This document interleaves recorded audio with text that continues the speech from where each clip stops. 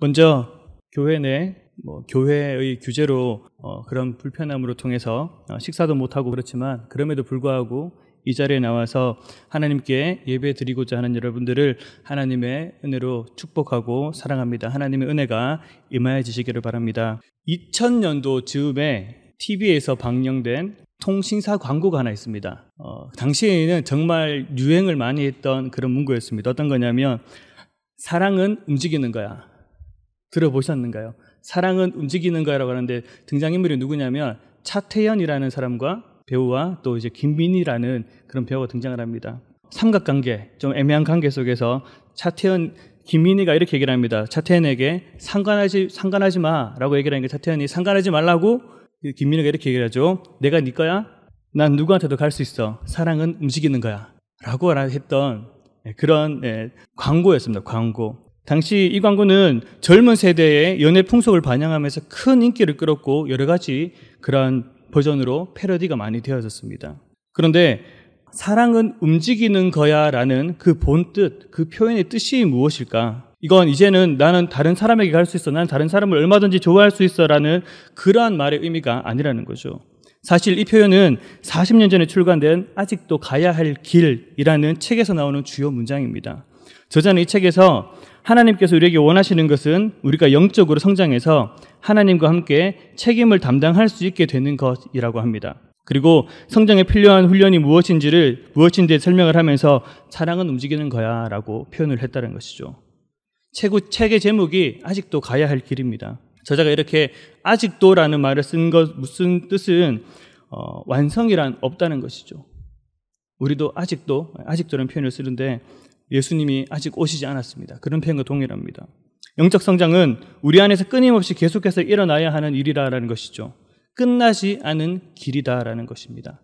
바울은 자신의 영적 상태를 이렇게 얘기를 합니다. 형제들아, 나는 아직 내가 잡은 줄로 여기지 아니하고 오직 한 일, 즉 뒤에 있는 것은 잊어버리고 앞에 있는 것을 잡으려고 표대를 향하여 그리스도 예수 안에서 하나님이 위에서 부르신 부름의 상을 위하여 달려가노라. 바울은 자신이 성숙의 여정 가운데 여전히 있음을 알았습니다. 그래서 이미 달려온 길은 되돌아보지 않고 아직 남은 길만 본다라고 말을 했던 거죠. 아직도 가야 할 길이 멀기에 많이 남았기에 더 열심을 내서 달려가겠다라는 표현을 하고 있습니다. 우리는 우리의 인생을 마라톤에 비유를 합니다. 우리는 아직도 끝나지 않은 길을 가야 하고 가고 있습니다. 평생을 가야 하는 길이라는 거죠. 오늘 이 말씀을 통해서 평생 영적 성숙의 의미를 한번 되새겨볼 수 있기를 소망합니다. 지난 시간에 제가 야곱의 여정에 대해서 약복관계에서 하나님을 만났던 장면까지 설교를 한 번 했던 것 같습니다. 네, 그 이후의 이야기들입니다. 그런데 야곱의 이야기라 하면 제가 말씀드렸던 하나님 사랑과 씨름하여서 야곱에서 이름이 이스라엘로 바뀐 데까지 거기까지만 많이 생각들을 하고 있는 것 같습니다. 그런데 오늘 말씀은 그 야곱에서 이스라엘로 바뀐 이후의 삶을 한번 나눠보고자 합니다. 야곱은 약복에서 하나님을 만난 후에 고통과 어둠의 자리였던 약복을 하나님의 얼굴을 의미하는 브니엘로 바꿉니다. 태양이 떠올랐고 더 이상 에서를 두려워하지 않았습니다. 그는 믿음으로 담대하게 에서와 그의 군대를 향해서 나아갑니다. 에서와 400명의 장정들 앞에 차례대로 줄을 세웁니다. 야곱은 더 이상 아내와 자식들 뒤에 숨지 않습니다. 에서를 향해 몸을 7번 굽히며 다가갑니다. 고대 왕들에게 신하가 예를 갖추는 모습으로 나아간 겁니다. 브니엘에서 하나님을 경험한 후 야곱은 분명히 달라진 모습인 것 같습니다. 이전의 야곱이라면 이렇게 하지 않았을 것입니다. 아마 아내나 자식들에게 먼저 그들을 앞세워서 자신은 살려고 하는 그런 모습이었을 것입니다. 그런데 이제는 뒤로 빠지지 않고 중심에 서서 이야기를 하려고 합니다. 문제를 풀어나가려고 합니다. 야곱의 모습이 변화된 것으로 분명히 볼 수가 있습니다. 하나님으로 인해 이름이 바뀌는 그런 경험을 하고 은혜를 경험하고 하나님과의 관계가 새롭게 되었을 때 그의 삶을 가로막고 있었던 에서라는 거대한 산이 옮겨지는 그런 경험을 하게 된다는 것이죠. 야곱은 형 에서와 부둥켜 안고 울게 될 것이다 라는 생각은 해본 적이 없었을 것입니다. 그런데 그런 일이 일어났습니다. 형 에서와 안고 부둥켜 울었습니다. 이는 산이 바다에 던져지고 그 자리가 평지가 되었다는 말씀과 같습니다. 이 산을 명하여 저 산으로 옮기려 했던 그 말씀이 이루어짐과 같다라는 이야기입니다. 하나님께서 야곱의 현실 문제에 역사해 주신 것이죠. 하나님은 단지 우리에게 마음의 평안만을 주시는 분이 아니십니다. 따뜻한 마음만 주시는 분이 아니라는 말입니다.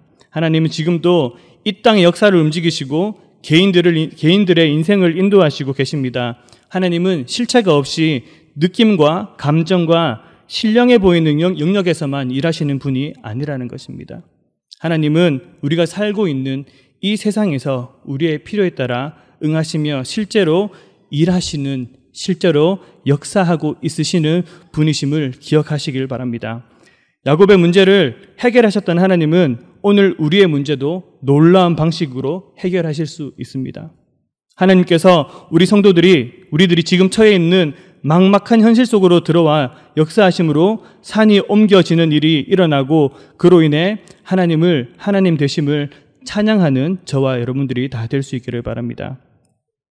야복강가에서 하나님을 경험한 야곱은 하나님을 따르는 자로 변화된 것 같습니다. 그런데 오늘 읽은 이 전의 장을 보게 되면 33장의 내용을 보면 좀 뭔가 이상한 내용이 나옵니다. 33장 6절 7절에 보면 야곱이 처자식을 소개한 후에 8절에서는 이렇게 얘기를 합니다. 에서는 5번에 걸쳐서 엄청난 선물은 왜 준 것이냐, 이거는 무엇이냐라고 묻습니다. 야곱은 이때 이렇게 대답을 합니다. 내 주께 은혜를 입으려 함이니이다 라고 대답을 합니다. 그러면서 형님께 드리는 선물입니다 라고 표현을 하죠. 에서는 내 동생아, 그 선물은 됐다, 넣어둬라. 내게도 많이 있고 내게 있는 것이 족하니까 넣어두라 라고 이렇게 합니다. 엄청난 선물을 마다하며 거기에다가 이제는 내 동생이라고 부릅니다. 야곱도 바뀌었지만 에서도 바뀐 것 같습니다. 아니, 에서는 원래 악한 인물은 아니었던 것 같습니다. 많은 이들이 그를 따랐고 에돔이라는 나라를 세운 것을 보면 알 수가 있습니다. 야곱은 다시 형님에게 이 선물을 반드시 받아야 됩니다라고 아주 강력하게 이야기를 합니다. 강권한다는 표현을 쓰는데 이것은 한 번 말한 게 아니라 여러 번 반복해서 이야기를 했다는 것이죠. 그러면서 11절에 하나님의 은혜가 또 나옵니다. 자기가 부자가 된 것도, 형님에게 이 선물을 하게 된 것도 다 하나님께 받은 큰 은혜 덕분입니다 라고 고백을 합니다. 은혜라는 말이 나오니까 뭔가 정말 변화되었고 좀 성숙한 그런 모습을 느껴질 수도 있습니다. 그런데 한번 우리가 생각해 보기를 바랍니다. 사실 야곱의 전 재산이 하나님의 은혜의 결과인가요? 그가 전날 형님에게 보낸 선물이 하나님의 은혜를 나누기 위한 그런 선물이었을까요? 아시다시피 그런 내용들은 아니었습니다. 야곱의 재산 중 대부분은 외삼촌 라반의 소유를 훔친 것이었고 선물을 준비한 이유는 형 에서에게서 죽임을 당할까 봐였습니다. 야곱은 에서 앞에서 신앙적인 말을 하였지만 그 내용을 살펴보면 결코 신앙적인 이야기는 하지 않았다는 것이죠. 때로는 이 아름다운 은혜라는 이 종교적인 언어가 사람을 망칠 때가 있습니다. 신학교 다닐 때 경건회를 드리는데 많은 선배 목사님들이 오셔서 설교를 하곤 하십니다. 이따금씩 후배들 앞에서 성공했다는 것을 알리기 위해서 자랑 아닌 자랑, 간증을 하시는데 우리가 보기에는 이런 내용들이 있습니다. 이것은 은혜가 아니고 어쩌면 어떤 투기 같고 은혜라 부르기에는 조금 불편한 이야기를 하실 때가 있습니다. 그런데 이 모든 것을 어떻게 표현하냐면 이 모든 게 하나님의 은혜였습니다. 다 하나님이 하셨습니다 라고 포장을 해버립니다. 뭔가 맞는 말 같은데 아멘은 해야겠는데 아닌 것 같은 그런 상황이 벌어지기도 했었습니다. 하나님의 은혜라는 말, 하나님께서 기도 중에 내게 이렇게 말씀하셨습니다. 하나님이 내게 응답하셨습니다. 이런 말들을 하게 되면 더 이상 대화가 될 수도 없고 어떤 말을 할 수도 없습니다. 필요가 없습니다. 야곱을 보십시오. 모든 것이 하나님의 은혜입니다 라고 덮어버립니다. 그 말 때문에 어떻게 자신이 살아왔는지, 재물을 어떻게 형성했는 과정, 재물의 형성 과정이나 선물을 준비했던 그런 솔직한 이유를 털어놓을 수 있는 기회를 다 잃어버렸습니다. 은혜라는 말 때문에 그가 해야 할 진실한 대화, 형과의 대화를 나누지 못했다는 것이죠. 그래서 이런 말들이 때로는 사람을 망칠 수 있다는 것입니다. 모든 것을 은혜로 포장하지 않아야 할 것입니다. 쉽게 말해서 이런 말입니다. 컨닝을 해서 좋은 성적을 받아 좋은 학교에 진학을 했습니다. 학연, 혈연, 여러 가지 백들을 통해서 낙하산 취업을 하고 부정한 방법을 통해서 이익을 얻었는데 마지막에 하나님의 은혜였다라고 말하는 것과 같다는 얘기죠. 그것은 결코 은혜가 아니라 자신의 허물을 회개 없이 덮어버리는 행위에 불과합니다. 하나님이 그것을 과연 기뻐하실까요? 은혜란 단순히 도움을 받았다가 아니라 성도로 하여금 경건과 거룩한 삶을 살아가도록 하는 지속적인 힘이 되고 구원의 보증이 되는 것입니다. 그리고 그 은혜는 택한 백성에게 약속된 것으로 하나님을 사랑하며 정직하고 겸손하고 긍휼을 바라며 죄를 회개하는 사람에게 주시는 것입니다. 바라기는 가짜 은혜, 포장된 은혜가 아니라 진정한 은혜를 경험하는 여러분들이 되시기를 소망합니다. 다시 야곱의 모습을 보겠습니다. 에서가 야곱을 보니 많은 짐승을 데리고 다니기에는 종들의 숫자가 부족해 보입니다. 동생을 만나고 선물까지 받은 에서는 동생 야곱에게 아버지의 집으로 가자라고 제안을 합니다. 그런데 야곱은 그 제안을 거절합니다. 자식들은 연약하고 양과 소가 새끼를 데리고 있는데 하루만 지나치게 물면 다 죽어버릴 수 있다라는 핑계를 댑니다. 사실 라반에게서 도망칠 때는 그런 말들은 하지 않았습니다. 그때에도 양떼와 소에는 늘 새끼들이 있었습니다. 결국 나는 형님과 같이 가지 않겠습니다 라는 말입니다. 형님 먼저 가시면 저는 따라가겠습니다 라고 얘기를 하는 거죠. 에서는 그러면 자신의 종 며칠 남겨두고 가겠다.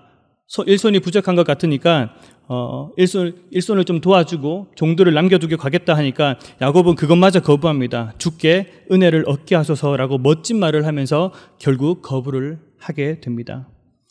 야곱이 극강히 거부하자 에서는 천천히 따라오라 하며 먼저 세일로 돌아갑니다. 이제 야곱은 어디로 가야 할까요?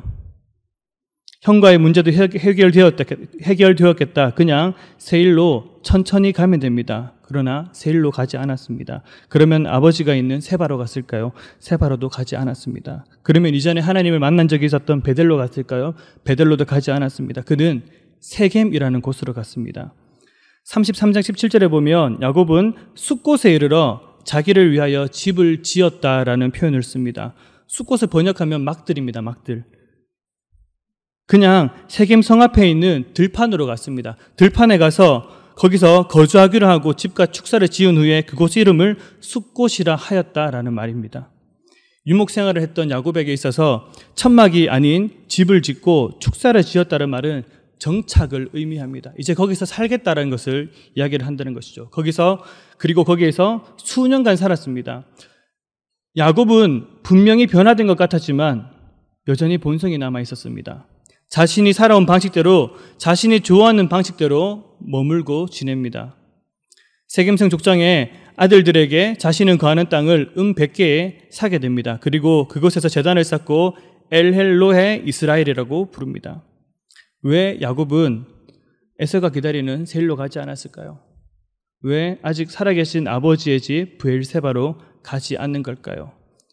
하나님이 보호해 주시겠다고 약속하신 베델로 가지 않았을까요? 정확하게 알 수는 없지만 이제까지 야곱의 행동들을 미루어 보면 짐작을 할 수 있습니다. 야곱은 에서의 권위 아래, 아버지의 권위 아래, 하나님의 권위 아래서 살기 싫었던 것입니다. 이제 라반의 집에서 20년간을 힘들게 종살이를 하다가 나왔는데 또다시 누군가의 권위 아래서 지내기가 싫었던 것이죠. 엘렐로헤 이스라엘은 이스라엘의 전능하신 하나님이라는 뜻입니다. 이름만 보면 참 훌륭합니다. 하나님을 인정한 것 같이 보입니다. 그런데 그 장소를 보십시오. 그 장소는 베델이 아닌 세겜이라는 것입니다. 세겜. 거기에서 제단을 쌓았습니다. 이 말은 여전히 아직도 하나님을 자신의 전능하신 하나님으로 인정하지 않았음을 이야기를 하는 것입니다. 32장에 야곱에서 이스라엘로 이름이 바뀌었습니다. 그러면 33장부터는 야곱이라 부르지 않고 이스라엘로 나와야 될 것인데 그 이후에도 야곱의 이름은 그대로 여전히 야곱으로 나옵니다. 말은 은혜롭게 하지만 행동도 어느 정도 종교적인 일에 열심을 내지만 여전히 야곱은 수년간 야곱이라는 이름으로 살아가게 됩니다. 하나님을 만났지만 여전히 예전의 속성 그대로 살아가는 모습이 꼭 오늘 우리들의 모습과 동일한 것 같습니다. 예수 그리스도를 영접하고 하나님을 믿음으로 살아가겠습니다. 이제는 그렇게 살아가겠습니다라고 고백은 하였지만 실상은 여전히 옛 나의 모습 그대로 살아가며 하나님의 왕되심을 인정하며 살아가야 되지만 하나님의 권위를 인정하지 않은 채 내 마음대로만 살려고 하는 모습이 오늘 딱 우리와 같은 모습인 것 같습니다. 예수 그리스도의 피값으로 죄인된 우리가 의인으로 불릴 수 없는 죄인이 의인이 될 수 있게 해주신 그 하나님의 사랑은 어디에 잃어버렸는지 알지 못하며 여전히 세상 앞에 하나님의 방법이 아닌 세상의 방법으로 내가 살아온 나만의 방법으로 찾으려고 애쓰고 적당히 지키는 척만 하고 살아가고 있음을 회개하며 돌이켜 돌아오기를 원합니다. 야곱은 분명 거듭났습니다. 하나님을 체험했습니다. 자기 죄를 고백하고 구원이 오직 하나님께 달려있음을 인정했습니다. 죄 사함의 선언까지 받았습니다. 그런데도 그는 여전히 야곱스러운 그런 삶을 살아가고 있습니다. 야곱은 우리의 모습을 하고 있고 그의 행동 역시 지극히 일반적인 하나님 백성의 실제 모습입니다. 우리는 다 하나님의 백성, 즉 이스라엘이 되었습니다. 이전에 우리는 죽고 이제 우리는 그리스도 안에서 새 것이 되었습니다. 그리스도의 피가 우리의 모든 죄를 지워서 하나님께서 우리의 죄를 더 이상 찾을 수 없게 되었습니다. 그 놀라운 은혜를 체험한 우리의 삶에 우리의 하루하루는 어떻습니까? 이스라엘입니까? 야곱입니까? 야곱만 이스라엘 된 것이 아니라 오늘 우리도 영적 이스라엘이 되었습니다. 이스라엘인 우리의 삶 속에 온통 야곱이 들어있습니다. 때로는 내가 이스라엘이 맞나 회의가 들 만큼 철저히 야곱으로 살아가고 있는 나를 발견합니다. 그래서 하나님께서 야곱의 인생에 이야기를 남겨두신 것입니다. 하나님은 야곱인 우리를 이스라엘로 태어나게 하시는 분인 동시에 이스라엘이 되었음에도 야곱처럼 사는 우리를 계속해서 이스라엘로 빚어가는 분이심을 기억하시기를 바랍니다. 그 사람의 인격, 됨됨이를 알 수 있는 여러 가지 방법이 있는데 그 중에 하나는 바로 큰 일을 당했을 때 대처하는 모습을 보게 되는 것입니다. 그 이후의 말씀에 야곱 가족에게 큰 일이 일어났습니다. 바로 레아가 낳은 딸 디나가 세겜을 구경하러 갔다가 그곳의 추장에게 강간을 당한 것이었습니다. 세겜은 이 일을 크게 그렇게 대단하게 생각하지 않았습니다. 디나 부모에게 적당한 신부 대금을 지불하고 디나를 데려가면 별 문제가 없다고 생각을 했습니다. 그래서 디나를 아내로 맞이할 수 있게 해달라고 아버지 하물을 통해 전가를 보냈습니다. 여러분, 추장입니다. 추장. 아무 생각 없이 그냥 겁탈한 게 아니라 마음에 들었습니다. 저를 내 부인으로 삼아야 되겠다 생각했을 것입니다. 고대 근동의 문화는 그랬습니다. 여자가 결혼을 하지 않고 혼자 산다는 건 상상할 수 없는 불행이었고 이런 경우 남자 쪽에 책임을 물어 결혼하는 것이 당연했습니다. 그런데 세겜의 제안은 여기서 끝나지 않았습니다. 이참에 결혼을 하고 한 민족이 되자라는 제안을 합니다. 우리 자식들끼리 결혼을 시키고 우리가 함께 거주하고 우리의 땅을 사고 그 땅을 유산으로 물려주자는 표현, 즉 하나로 합치자는 제안을 합니다. 그 제안에 야곱의 아들들은 단번에 오케이를 했습니다. 다만 조건이 하나 있었습니다. 그들은 할례라는 조건을 달았습니다. 할례 받지 않은 사람은 우리 누이를 데려갈 수 없다. 할례만 받는다면 누이뿐만 아니라 다른 제안들도 다 시행할 수 있다라고 이야기를 합니다. 이에 하물은 세겜성 사람들을 설득하고 모든 성인 남자들이 할례를 받도록 합니다. 그리고 사흘 후 통증이 심해서 쉽게 거동할 수 없을 때 그때 야곱의 아들들은 세겜성을 기습해서 성인 남자들을 전부 죽이고 세겜의 짐승과 자녀와 아내들을 약탈합니다. 물론 이 일은 아버지 야곱이 모르는 사이에 일어났습니다. 이것이 누이 디나에게 큰 일이 있었을 때 야곱의 아들들의 행동입니다.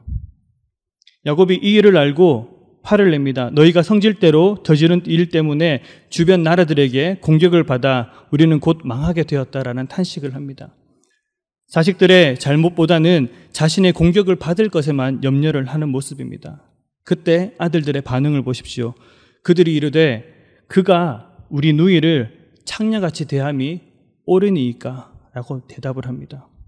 디나가 강간을 당한 일은 분명 슬프고 비참한 일입니다. 범죄였으니까 그렇습니다. 그렇다고 그 일로 성읍의 모든 남자를 죽이고 그들의 아내와 자녀들과 재산을 약탈한 것은 더 큰 악이고 범죄입니다. 야곱의 아들들의 행동은 정의감이 아니라 세겜보다 더 악한 사기꾼이고 살인마고 탐욕에 절어있는 떼강도일 뿐이었습니다.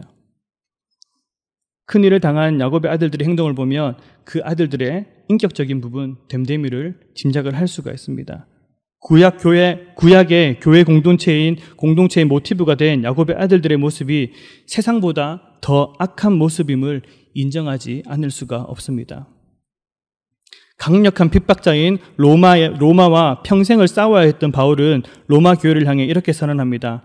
악에게 지지 말고 선으로 악을 이기라.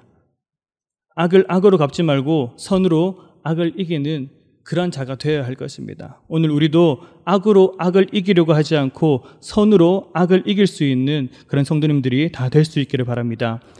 야곱의 아들들의 모습을 봤습니다. 여기에서 이런 질문을 하게 됩니다. 왜 야곱의 아들들의 모습은 하나같이 그런 모습이었을까요? 여러 가지 영향들이 있겠고 단언할 수는 없지만 분명 아버지 야곱의 모습 때문입니다. 아버지인 야곱이 자식들에게 보여준 것은 사기꾼이었고요. 약탈자의 모습들이었습니다.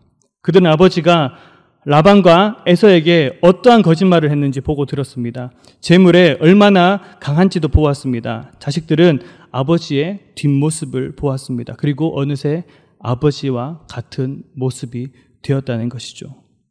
분명 야곱에서 이스라엘로 변화된 모습이지만 이후 세겜에서의 10년은 여전히 예전과 같은 모습이었고 자식들의 모습을 보면서 여전히 변화되지 않은 잔재물이 남아있음을 보았습니다. 그 집안을 보면 이런 이야기입니다. 아버지의 말에 무려 야곱이라는 아버지의 말에 자식들이 말대답을 합니다. 말을 듣지 않고 말대꾸를 합니다. 망가질 대로 망가진 집안의 모습입니다. 이제는 가나안이라는 세상의 거대한 공격을 받아 무너질 위기에 처했습니다. 이런 위기 속에서 우리가 어떻게 해야 될까요? 우리는 힘들고 어려울 때 어떤 도움이 필요할 때 이런 단어를 씁니다. 부흥이라는 단어를 씁니다. 주여 부흥을 허락하여 주옵소서. 그 부흥은 누가 만들어 주는 것일까요? 부흥은 우리가 만드는 게 아닙니다. 부흥은 하나님 편에서 시작하시는 일입니다. 아무것도 할 수 없는 상황, 절체절명의 위기에 자기의 힘으로는 해결할 수 없는 상황, 기도조차 하지 못하는 그런 야곱에게 하나님께서 먼저 찾아오시는 것, 거기서부터 부흥이 시작을 한다는 것이죠. 부흥은 하나님의 주권적인 역사입니다. 인간의 역할이 있긴 하지만 부흥 자체는 하나님의 손에 달려 있습니다. 교회가 회복되고 신앙을 잃어버린 사람들이 다시 견고한 하나님의 백성으로 살아가는 것, 하나님을 알지 못한 영혼들이 돌아와 하나님의 백성이 되는 것은 다 하나님의 은혜입니다. 교회와 성도가 부흥을 경험하는 유일한 근거는 그 교회와 성도들을 위해 예수 그리스도께서 죽으심으로 죄의 삭을 지불하신 데 있습니다. 아버지가 아들을 버릴 수 없는 것처럼 교회가 어떠하든 아버지 되신 하나님은 교회를 살리기 위해 일하십니다. 그것이 부흥의 시작입니다. 그리고 오늘 말씀에 이렇게 얘기를 합니다. 야곱에게 하나님께서 일어나라 라고 합니다. 원어로는 쿰이라고 합니다. 쿰, 달리다 굼, 소녀야 일어나라 라고 합니다. 회당장 야이로의 12살 된 죽은 딸을 사망해서 일으키실 때 사용했던 말과 같습니다. 쿰, 즉 일어나라. 이 말은 잠에서 깨어나라라는 것입니다. 야곱은 세겜에서 10년을 살았습니다. 나름 열심히 살았을 것입니다. 그 세월에 대한 하나님의 평가는 너는 잤다라는 겁니다. 10년 동안 살았지만 너는 영적으로 잠든 상황이다. 너는 잤다. 그러니 이제 일어나라라고 얘기를 합니다. 그리고 베델로 올라가라라고 합니다. 베델은 하나님께서 야곱에게 찾아오셨던 그런 자리입니다. 그리고 단을 쌓으라 라고 합니다. 일어나는 이유도, 베델로 가야 하는 이유도 바로 단을 쌓기 위함입니다. 구약에서 단을 쌓는 것은 바로 제사를 지낸다는 겁니다. 하나님께 예배를 드려야 된다는 것입니다. 쿰이라는 짧은 문장이지만 그 말씀으로 충분했습니다. 야곱은 깊은 잠에서 깨어납니다. 그리고 곧바로 하나님의 명령에 순종하여서 자신에게 속한 모든 이들에게 대언합니다. 우리가 일어나 베델로 올라가자. 하나님은 베델로 올라가라라고 하셨는데 야곱은 거기에 추가해서 이야기를 합니다. 너희 중에 있는 이방 신상들을 버리고 자신을 정결하게 하고 너희들의 의복을 바꾸어 입으라. 야곱의 이 같은 모습이 드디어 영적 잠에서 깨어났다라는 것을 보여주고 있습니다. 쿰이라는 말씀에 정신을 차려보니 10년이 지났습니다. 야곱은 3가지의 말씀을 추가해서 자식들에게 명령합니다. 이방 신상을 버려라. 하나님만 사랑해라 라고 합니다. 세상과 더불어 사랑하지 말고 하나님만 사랑하라는 것입니다. 자신을 정결하게 하라는 것입니다. 몸의 정결뿐만 아니라 마음의 정결도 하라는 말씀입니다. 의복을 바꾸어 입으라 하십니다. 하나님을 만나러 가기 전에 갖추어야 할 삶의 변화를 요구하고 있습니다. 새로운 신분을 받았습니다. 그러면 새로운 신분에 맞는 삶의 태도로 하나님 앞에 나아가야 한다는 것입니다. 우리도 하나님 앞에서 그에 합당한 태도로 부름받은 자의 모습으로 하나님 앞에 나아갈 수 있기를 바랍니다. 요즘 시대에 탈권위라는 말이 있습니다. 무슨 말이냐면 권위적이라고 느껴지는 모든 것에 반감을 가진다는 말입니다. 이런 기사를 본 적이 있습니다. 제목은 집에 있는 아빠가 싫다라는 것입니다. 집에 있는 아빠가 싫다. 요즘 청년들은 아버지가 집에 들어오면 자기 방에서 나오질 않는다고 합니다. 왜냐하면 아버지와 함께 있는 것이 불편하기 때문이랍니다. 아버지는 소파에 앉아서 TV 리모컨을 들고 채널을 돌리고 있습니다. 거실에는 아무도 없습니다. 아이들은 각각 자기 방에 들어가 스마트폰을 하고 있습니다. 안타까운 말이지만 가장이 움직일 수 있는 건 TV 채널뿐입니다. 슬픈 현실입니다. 이런 기사가 있었습니다. 전문가들은 가장이 이렇게 소외된 원인을 그가 사용하는 언어에서 찾습니다. 아버지들이 직장에서 사용하는 언어로 자녀들에게 명령하듯 말하기 때문이라는 것입니다. 수십 년간 직장에서 일하면서 권위적인 문화에 익숙한 아버지의 말투에 자녀들이 귀와 마음을 닫는다는 것입니다. 그런 의미에서 이 시대에 가장 사랑받지 못하는 단어 중 하나가 바로 권위라는 단어입니다. 보십시오. 야곱의 권위도 이렇게 떨어질 대로 떨어져 있었습니다. 시몬과 레위가 세겜성 남자들을 학살했을 때 야곱이 아들들을 책망했습니다. 그러나 자식들은 야곱의 말에 즉시 말대답을 했습니다. 그가 우리 누이를 창녀같이 대함이 옳으니이까? 라고 대답을 했습니다. 아버지 앞에 대들었다는 얘기입니다. 야곱의 가문은 뼈대에 있는 가문입니다. 아브라함의 가문입니다. 증조 할아버지가 아브라함이고 할아버지가 이삭입니다. 야곱의 아들들의 입장에서. 그런데 그런 집안이 완전히 망가져 있습니다. 그런데 이상할 것이 없습니다. 왜냐하면 야곱은 지금 시문대로 거두고 있기 때문입니다. 아버지와 형을 속여서 장자의 명분을 사고 장자의 축복을 가로챘습니다. 삼촌이자 장인인 라반도 속여서 그 집을 탈출했고 또 에사에게는 먼저 가라고 한 후에 자신은 가지 않았습니다.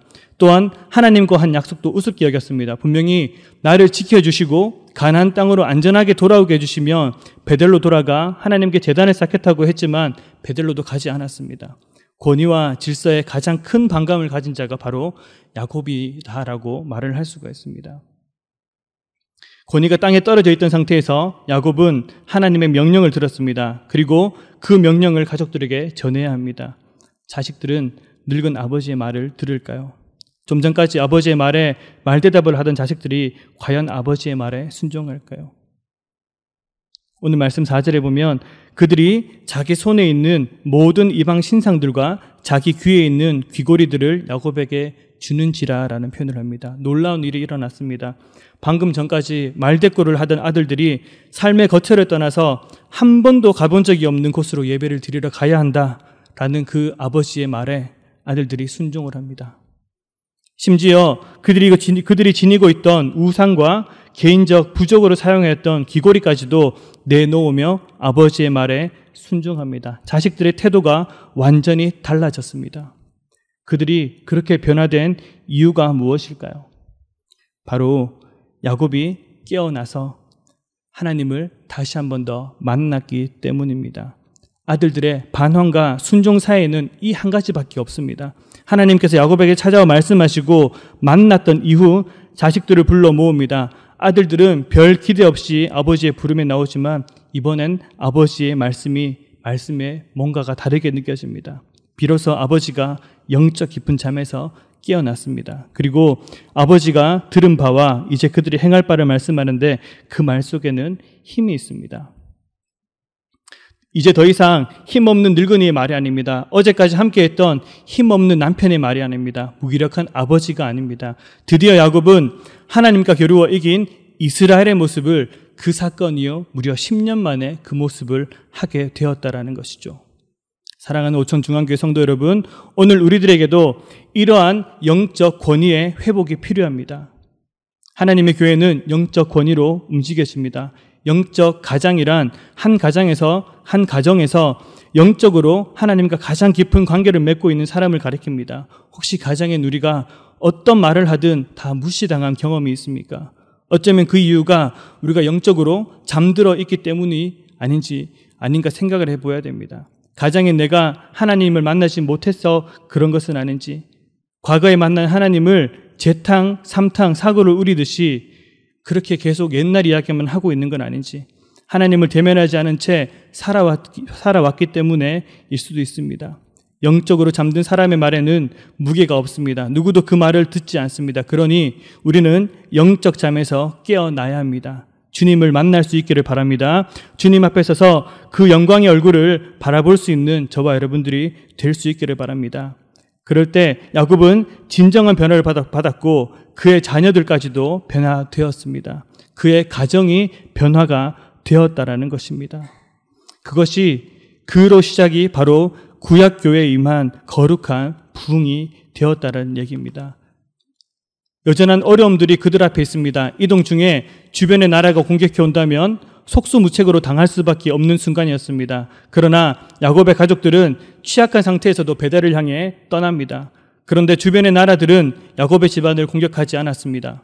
하나님께서 그들에게 큰 두려움을 주었다라고 했습니다. 하나님께서 이방 민족에게 당신이 이스라엘의 보호자 되심을 보여주셨습니다.